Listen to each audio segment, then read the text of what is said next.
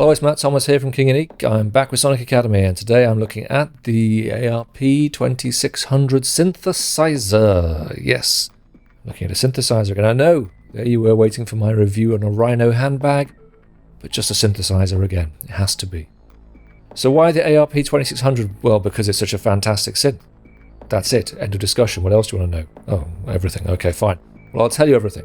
But yes, the ARP2600, it's up there with the all-time greats like the Mini Moog and the VCS3. A semi-modular, gorgeous thing, came in a lovely big fat case, you could carry it around gigging, and being semi-modular you could patch it to do whatever you wanted to do. It tends to turn up in the kit lists of all kinds of fancy people these days, including me. No, not including me, has it? No, I know I'm always saying, oh, I've got one of them. I haven't got one of these. But Korg are making loads of new ones. Yeah! But they've sold out. I haven't got one of them either. Oh no. So, let's talk about the history of the 2600. Despite being one of the greats of the original American analog synthesis boom, ARP tends to be somewhat overlooked compared to their rivals at Moog and Buchla. A man with a proven track record of success in the electronics industry and a love of music designs a more stable oscillator than his rivals and markets it in a series of sort of well thought out, well designed and affordable instruments for musicians to use. The man was Alan R. Perlman, and in 1968 he sold his electronics firm Nexus Research Laboratory and used the proceeds to start Tonus Inc. in 1969 along with David Friend and Lewis Pollock. Perlman was the classic image of a 1960s American electronics nerd, but like Moog and Buchla he had a keen interest in music. Unlike Moog and Buchla, he had... Moog. Sorry, I'm going to keep saying Moog, I'm sorry. Listen, once upon a time there wasn't an internet and people to tell you when you were wrong.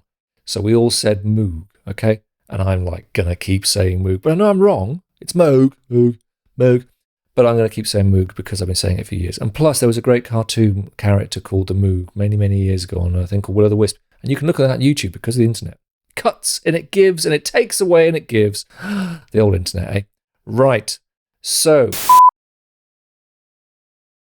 Unlike Moog and Buchla, he had an answer to a problem that had kind of bedeviled their earlier efforts, which was how to keep their oscillators in tune.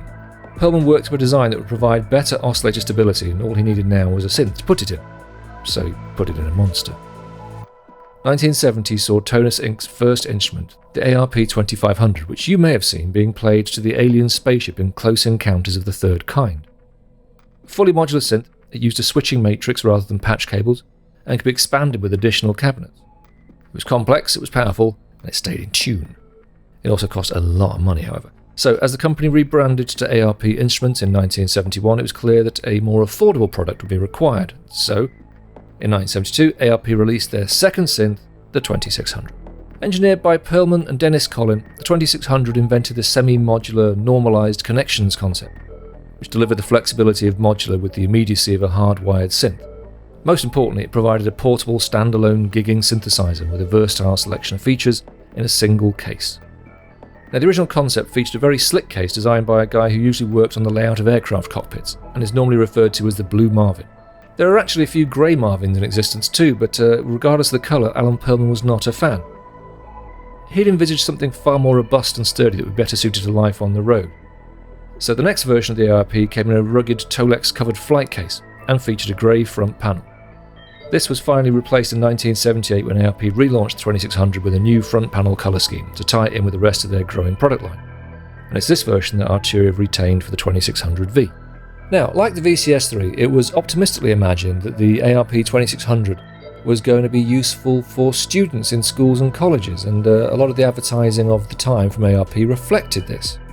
In a list of 10 applications for a synthesizer in a school setting, the ARP Educator's brochure went so far as to suggest that a synth could be the must-have item for anyone looking to run laboratory sound tests on animals. And no, I'm not making this up.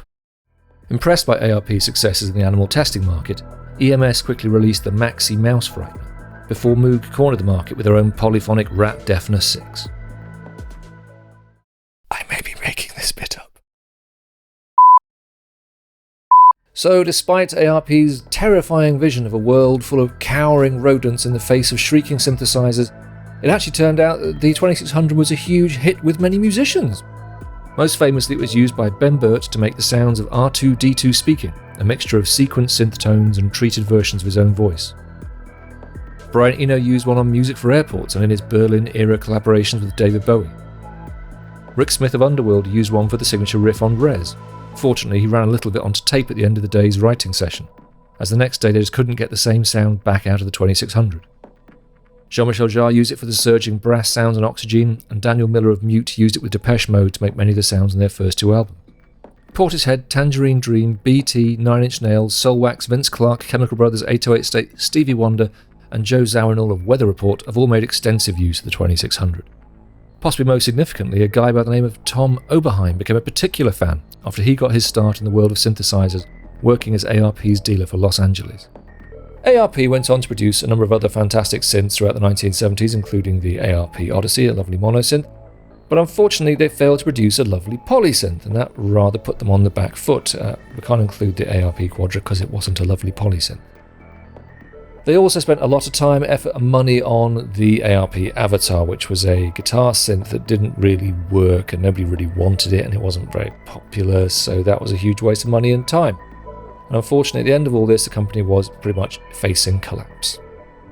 Its final product, a digitally controlled 16-voice monster analog polysynth called the Chroma, was bought up by CBS and released under the Rhodes name.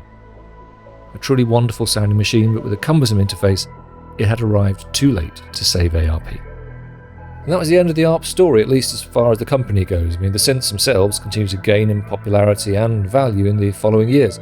ARP2600s regularly fetch 5 figures these days. With the retro analog revival showing no signs of stopping, 2015 saw Korg offering a recreated ARP Odyssey, and now 2020 has seen them reintroduce a full-size accurate recreation of the ARP2600. The rumour mill has even carried mumblings of a reduced-size copy that Korg may or may not release in the future.